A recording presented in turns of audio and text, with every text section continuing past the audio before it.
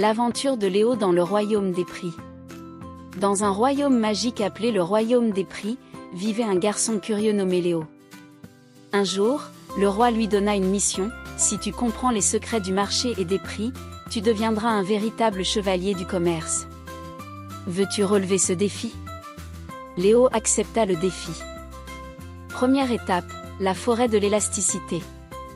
Léo entra dans une forêt étrange où poussaient deux types de fruits.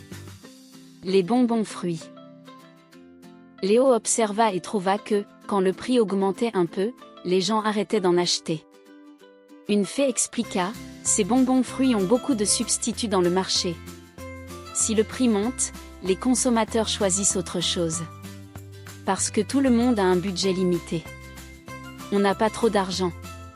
On appelle cela une demande élastique. C'est comme un élastique: si tu le tires fort, il s'allonge, si tu le relâches, il se raccourcit. Il est élastique. Cela signifie que, pour les bonbons fruits, un petit changement de prix provoque un grand changement de quantité demandée par les acheteurs.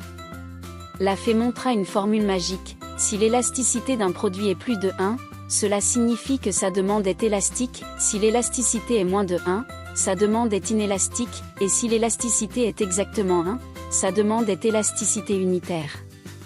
Ensuite, Léo vit un fruit spécial utilisé comme médicament. Il est nommé les fruits de vie. Même si le prix augmentait beaucoup, les malades devaient toujours l'acheter. La fée dit: voilà une demande inélastique. Parce que dans notre royaume, il n'y a pas d'autres produits comme les fruits de vie. On a seulement ce produit pour les malades. Léo observa que même si le prix change beaucoup, sa quantité demandée changea très peu. La fée ajouta: tu vois, l'élasticité dépend de le nombre de substituts, la part du budget pour le produit. Plus il y a de substituts et plus le produit est cher, plus la demande est élastique. Au contre, la demande est plus inélastique. Deuxième étape, les 4 châteaux du marché. Le roi dit: maintenant, tu dois visiter les 4 châteaux du marché. Château 1, concurrence parfaite. Des milliers d'agriculteurs vendent exactement le même maïs. Personne ne peut fixer ou changer le prix. Si un fermier augmente son prix, personne n'achète. Caractéristiques de ce château sont: le prix est déterminé par le marché. La demande pour chaque firme est horizontale. Prix = recette marginale, ou marginal revenu en anglais. Pour maximiser le profit, un fermier doit produire où le coût marginal, ou marginal cost, = recette marginale. À long terme, s'il y a des profits, de nouveaux producteurs entrent. Alors, à long terme, le profit économique est toujours zéro. Château 2, concurrence monopolistique. Dans ce château, il y a beaucoup de vendeurs, mais les produits sont différenciés. Par exemple, chaque restaurant a sa recette spéciale. Ils peuvent fixer un prix légèrement plus élevé. Mais pour vendre plus, ils doivent baisser le prix. Donc, la recette marginale est moins que le prix. À court terme, il est possible de gagner des profits, mais à long terme, la concurrence réduit les profits des producteurs. Château 3, oligopole.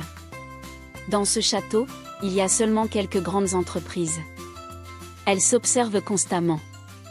Si l'une d'elles décide de baisser son prix, les autres réagissent rapidement en ajustant les leurs. Elles ne discutent pas directement des prix, mais chacune prend ses décisions en tenant compte des actions des autres. Leurs stratégies sont interdépendantes. Les profits sont possibles, mais la concurrence reste intense. Le grand secret. La fée révéla le lien entre élasticité et pouvoir de marché. Plus la demande est élastique, moins l'entreprise a de pouvoir pour fixer le prix de son produit. Plus la demande est inélastique, plus elle peut fixer un prix élevé. Dans le château de concurrence parfaite, élasticité est infinie. Dans le château de monopole, élasticité est le plus faible. Donc, le type de marché dépend de l'élasticité. Conclusion de Léo.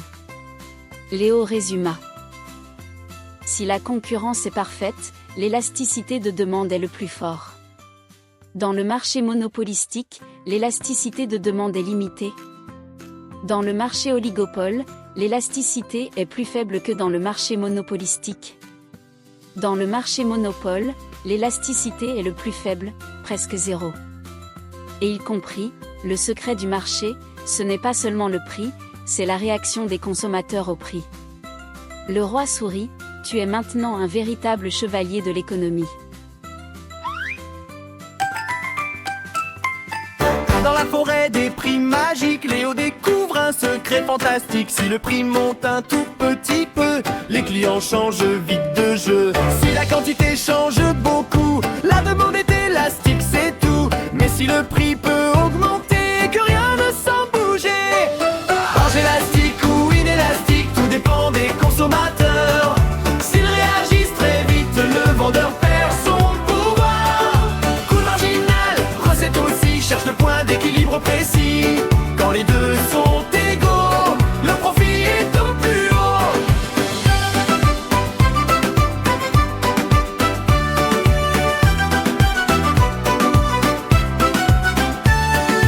Dans le premier grand château, des fermiers vendent du maïs très beau. Ils ne choisissent point le prix, le marché décide pour eux. Oui, s'ils gagnent trop d'argent, d'autres arrivent rapidement.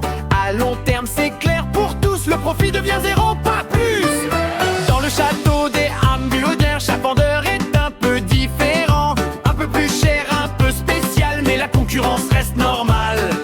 À court terme, on peut gagner, mais à long terme, tout est égalisé.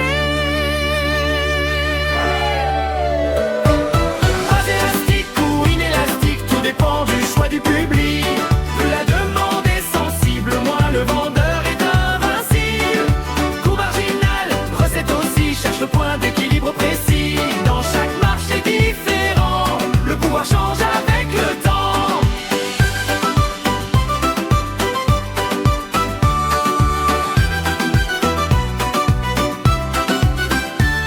Une boisson magique, unique, protégée par un secret fantastique. Une seule entreprise peut la vendre, les autres ne peuvent pas la prendre. Elle choisit combien produire, puis fixe le prix sans se réduire. Et comme personne ne peut entrer, le profit peut continuer. Les élastiques ou inélastiques, tout dépend du choix du public. Plus la demande est sensible, moins le vendeur est invincible.